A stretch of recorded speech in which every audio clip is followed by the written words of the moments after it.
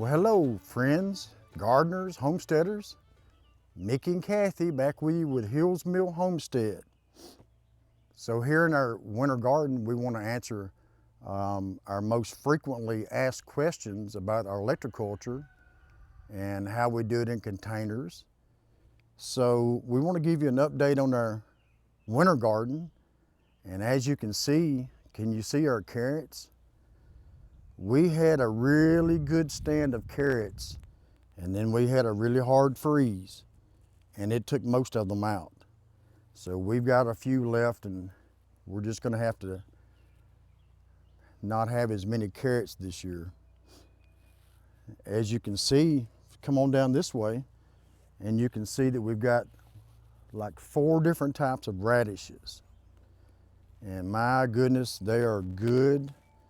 Folks, if you don't know how beneficial a radish is, you should look it up. Radishes are very nutritious. But I think we have 4 different types. I think our cherries are really doing the best.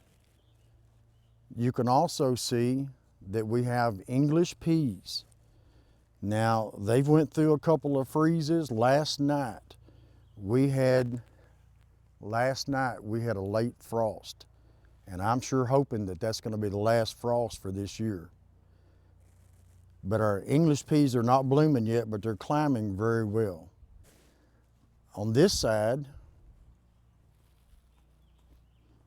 you can see our first 3 containers are purple cabbage.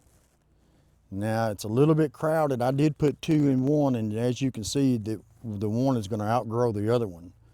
But you should be able to see our electroculture antennas in them as well. Now we have some radishes planted in there with them for pest control. Radishes are a good companion plant for a lot of your plants. Our next containers, and as you can see with our electroculture, these next 3 containers are Brussels sprouts. Now, they haven't started making anything yet, but they're getting really close. Then our next containers, these look a little scrappy because we have been having and enjoying some outstanding salads. This is a head lettuce, and we just come in here and take the outer leaves and cut those up, and goodness, fresh salad. But you can see that we have our electroculture in all of our containers. Our last 3 containers, this is broccoli. I love broccoli, fresh broccoli. It's starting to make heads in the center, so it's starting to come on pretty good. And then we have a mixed salad over here on our last 2 containers. We have another succession planting back up front.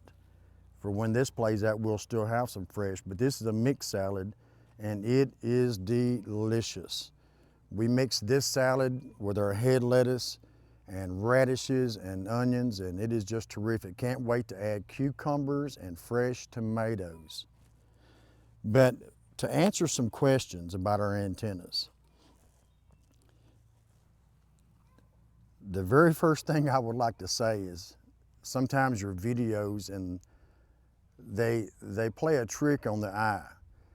I get a lot of questions of how are these wound. All of our antennas that I make, and which if you'd like to purchase some, you can go to hillsmill.com and purchase our antennas and find out all the information you want. But these are all wound clockwise. And the easiest way to see that is if you hold it sideways and look through it. You should be able to see that that is clockwise. If I flip that over, it is also clockwise. Now, I hope the camera's not going to show that backwards. But the reason it's clockwise for our hemisphere is to receive the natural electricity that is all around us, and that electricity comes through this antenna into the soil, and it boosts the electrons that come into the soil, boost the microorganisms and everything that's alive in your soil. And that is just like adding fertilizer. It gives your plant a boost, and not only a boost for the growth and the production, but also for pests. So I see I have a few more weeds I need to get out of here. So basically, this is our container garden, container winter garden, and it's doing pretty good. So we've been eating out of it fairly well for about 3 weeks now. But let me answer some more of our questions that we receive about how we use the electroculture in the ground itself.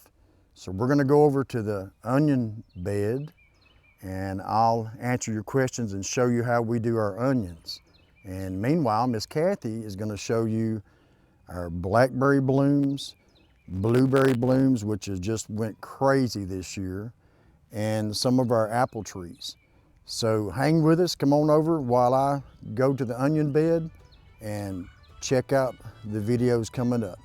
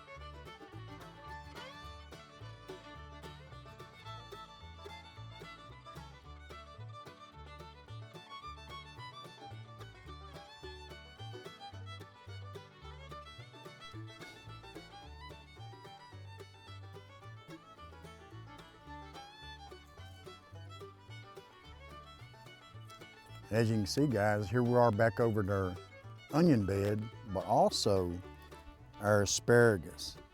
Now, let me say, when you want to talk about permaculture on your homestead, first of all, a lot of people think about your apple trees, peach trees, pear trees, but you can't overlook the benefit of asparagus. Once you plant asparagus, you plant it correct and take care of it, keep it moist in the wintertime, it's going to continue to come back year after year. And this year we actually added another row into our asparagus bed.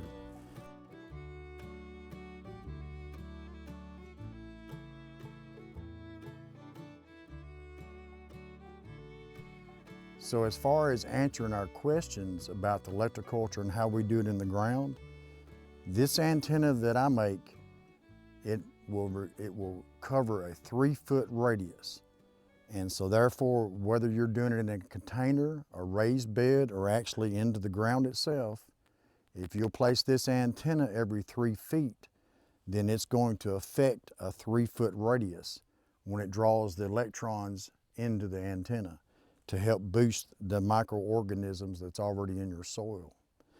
I want to say that we may not say this enough, but for all of our subscribers, we want to say thank you for being a subscriber and watching our videos, and everyone who has ordered one of our electroculture antennas or more than one.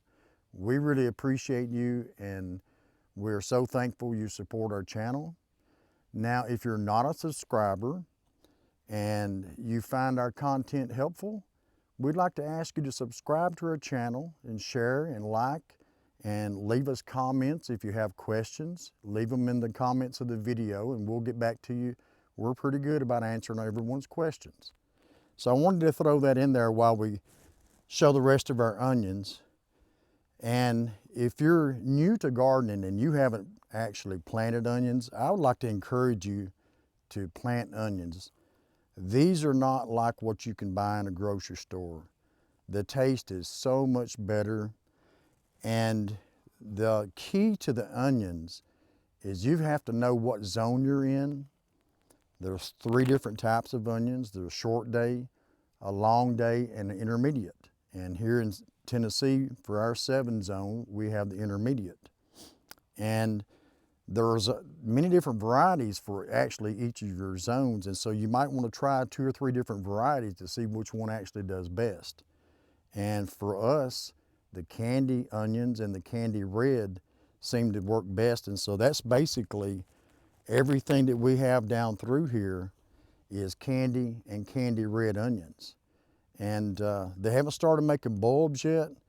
We just got all the weeds pulled out of them, and so we're ready for them to start making bulbs and see how well they'll do this year. Last year we had some really pretty good size onions, and so we're gonna see if we can do that a little bit better this year. That's the advantage of gardening. You learn as you go, and year after year you try to have a better production of your crop and better quality of your food. So now we're gonna go to one of our latest projects we've been working on, and I'm gonna show you the plants that we went and picked up for all of this landscape fabric that I have down. Now that frost is over with, we hope, I'm gonna spend the next couple of days planting tomatoes, peppers, cucumbers, all the things that we can plant after the danger of frost is past. So we're gonna go over to a new project. We're gonna show you the plants, and I think you're gonna like what you're gonna see. Well, come on along.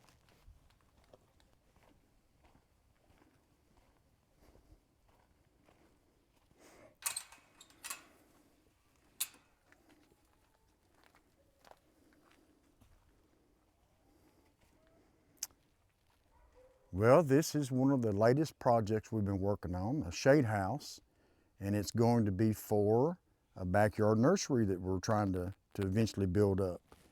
And I want to say that I've talked to you about this before, about Martin's produce supplies in Liberty, Kentucky. And this is their newest catalog. I want to get you a good shot of this. And if you need garden supplies, nursery supplies, it's just, they have a wonderful inventory. And if you'll give them a call, they'll send you out a catalog and you can purchase, have it delivered to your homestead. Or if you're in the area, and if you're gonna be making a large purchase, it'd be more beneficial to just travel up there and visit with them. We did that recently when we went and got all the supplies for what we've got going on here. And come on in and look, and you can tell in the corner that we've got about 15 apple trees, 3 different varieties.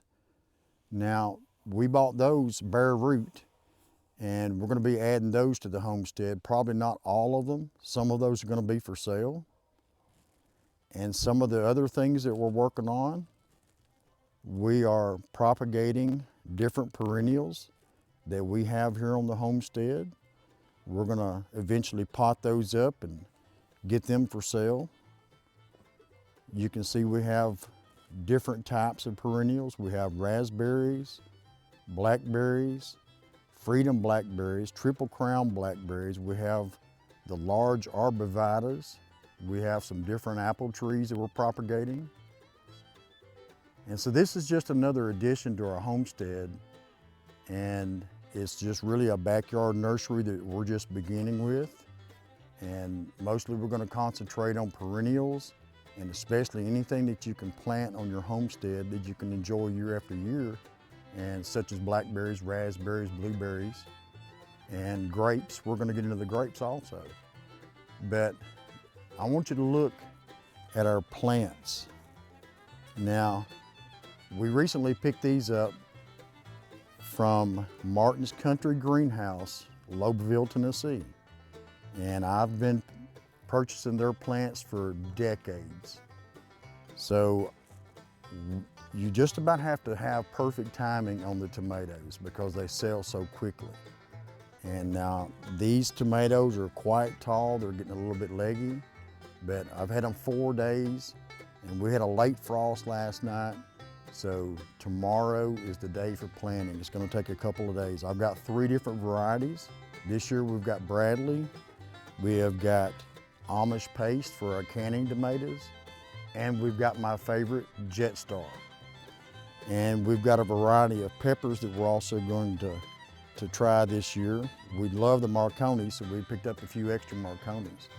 And if we have any plants left over, we're gonna add some additional containers in the back and let the cucumbers and whatever's necessary climb our fence, and it's just gonna give us some extra produce.